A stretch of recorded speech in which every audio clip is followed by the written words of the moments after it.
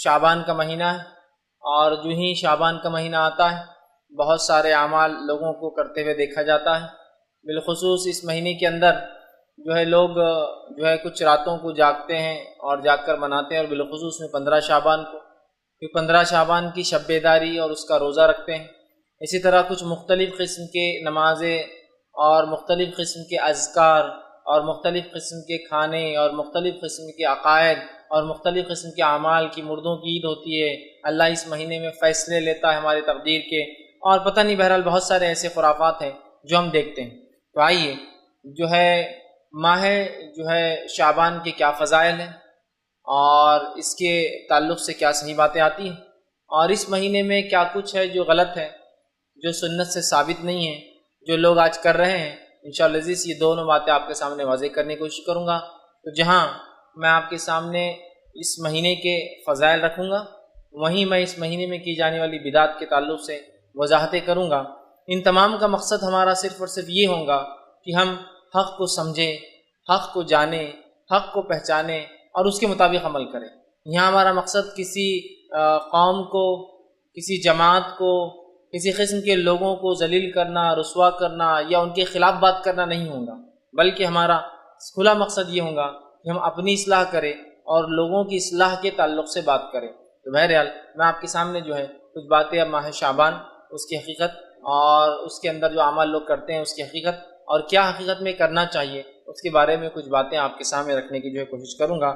سب سے پہلی چیز تو یہ کہ اللہ رب العزت نے دنیا میں جو ہمیں بھیجا، ہمیں پیدا کیا، یہاں بھیجا، اس پیدائش کا اور بھیجے جانے کا مقصد یہ ہے وما خلقت الجن والانس الا لیعبدون، کہ ہم نے جنوں اور انسانوں کو خالص اپنی عبادت کے لیے پیدا کیا ہے۔ تو میں اور آپ جس مقصد کے تحت دنیا میں آئے، مقصد کیا ہے؟ اللہ کی عبادت اور بندگی یاد رکھیں۔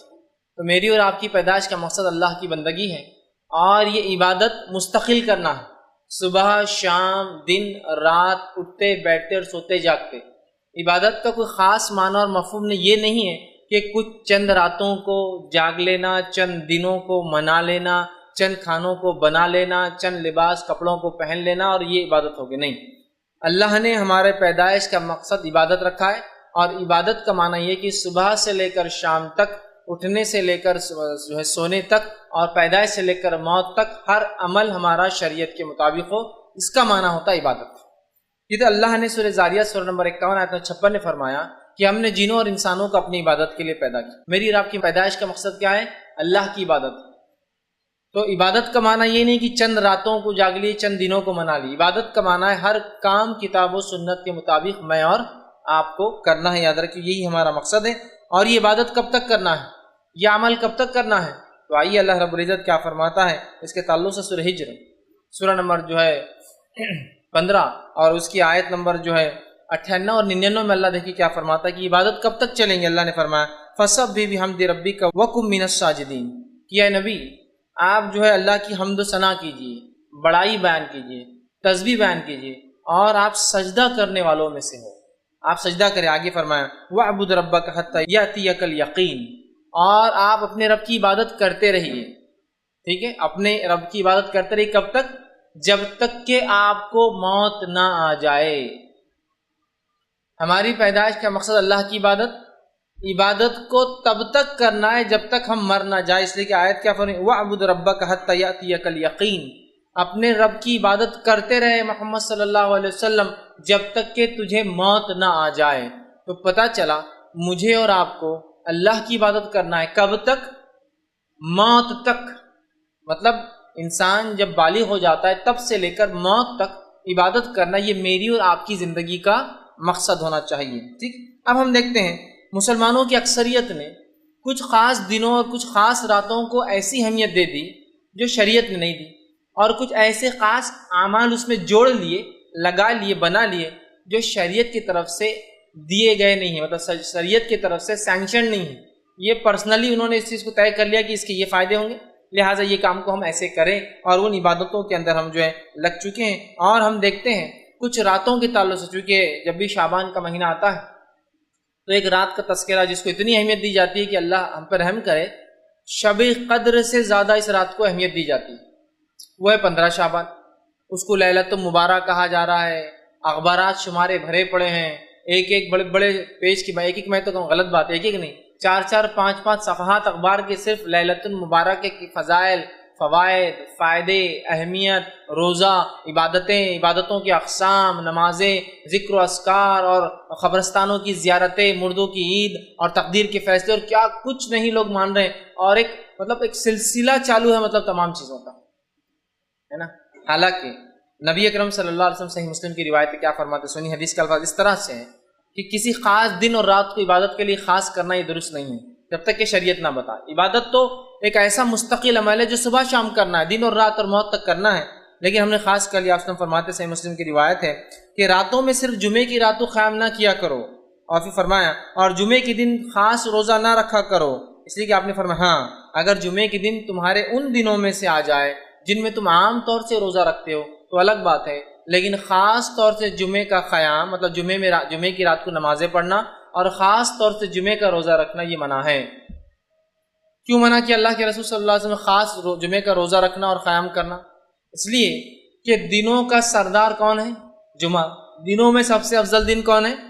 جمعہ، اس لیے کہ اللہ نے جمعے کو چن لیا، ٹھیک ہے۔ تو جو سب سے افضل دن ہے اور جو سب سے افضل رات، ظاہر سی بات ہے پھر کون سی ہوں گی ہفتے کے اندر؟ وہ جمعے کی ہوں گی۔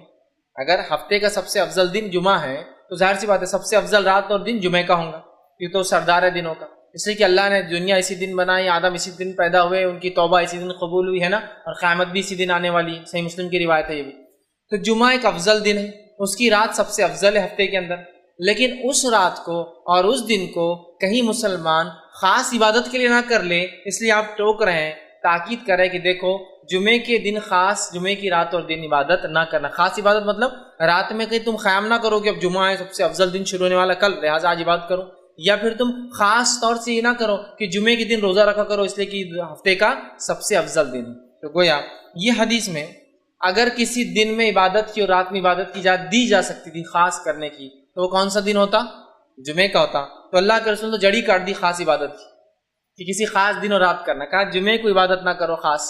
ہاں یہ الگ بات ہے کہ تم روزے رکھتے ہو، عام روزے جیسا کہ جمعرات کا، پیر کا، یا ایام 20 جو چاند کی بیچ کی تاریخ 12 13 اور 14 کا روزہ ہوتا ہے، اور ان روزوں کے بیچ میں جمعہ بھی آ جائے، سمجھ رہے آپ، تو پھر تو آپ جمعہ کا رکھ سکتے ہیں، لیکن خاص طور سے کسی رات کی عبادت اور کسی دن کے روزے سے آپ نے روکا۔ یہ بات میں اس لیے واضح کر رہا ہوں کہ اس مہینے کے اندر خاص طور سے ایک رات کو عبادت کا بنایا جاتا ہے جس کی عبادت کی اہمیت بتائی نہیں گئی ہے، جس کو کرنے کا حکم نہیں دیا گیا ہے، اور جس کو سب سے افضل جماعت صحابہ نے نہیں کیا، ہم لوگ اس کو مناتے اور کرتے ہیں۔ اس وجہ سے میں نے صحیح مسلم کی روایت رکھی کہ ہم کسی دن اور کسی رات کو من مطابق اپنے دل سے خاص نہیں کر سکتے ہیں۔ اسی طرح جو ہے نبی اکرم صلی اللہ علیہ وسلم ہر رات عبادت کرتے ہیں، اور اتنی عبادت کرتے ہیں کہ آپ صلی اللہ علیہ وسلم کے پیر میں ورم آ جاتے ہیں، پیر اتنے موٹے ہو جاتے سجن سے کہ ایسا لگتا پھٹ جائیں گے، اس کو کہتے ہیں ورم آ جانا۔ ماں عائشہ رضی اللہ عنہا ایک مرتبہ فرماتی ہیں، صحیح مسلم کی روایت، آپ نے فرمایا کہ اللہ کے رسول آپ راتوں کو طویل قیام کرتے ہیں، پھر فرمایا اور آپ کے پاؤں مبارک پھٹنے لگتے ہیں، اس موٹے ہو جاتے ہیں اس، تو آپ جو ہے حالانکہ آپ کو اللہ نے بخش دیا، آپ کے اگلے پچھلے گناہ معاف ہے، پھر کیوں اتنی آپ مشقت کرتے ہیں، پھر کیوں اتنی آپ عبادت کرتے ہیں؟ تو آپ صلی اللہ علیہ وسلم نے فرمایا اور کہا اے عائشہ کیا میں جو اللہ کا شکر گزار بندہ نہ بنوں؟ کہ عائشہ یہ بات تو ٹھیک ہے کہ میرے گناہ اللہ نے معاف کر دیے، اگلے پچھلے سب معاف ہے، لیکن کیا میں اللہ کا شکر گزار بندہ نہ بنوں؟ تو نبی اکرم صلی اللہ علیہ وسلم اللہ کے شکر میں اتنی عبادت کرتے اور ہر رات کرتے، خاص نہیں ہر رات کرتے، تو ظاہر سی بات ہے 15 کو بھی کرتے ہوں گے، ہر رات کرتے تھے آپ، لیکن خاص نہیں کیا آپ نے، یاد رکھیں، تو ہر رات کرتے، اتنی کرتے کہ آپ کے پیروں پر جو ہے سجن آ جاتی، یاد رکھیں، موٹے ہو جاتے۔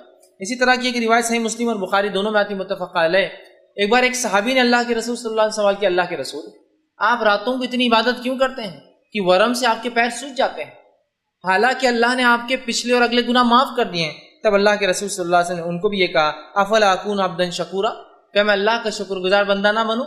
اس لیے میں جو ہے راتوں کی عبادت کرتا ہوں، لیکن اللہ کے رسول عام طور سے راتوں کو جاگتے ہیں اور عام طور سے عبادت کرتے ہیں، خاص طور سے کسی رات کو آپ نے فضیلت نہیں بتائی ہے سوائے اس کے جو ثابت ہو، اور وہ صرف رات کی اگر عبادت کی کوئی فضیلت ہے تو وہ کون سی رات ہے؟ شب قدر کی رات ہے، اس کے علاوہ نہیں۔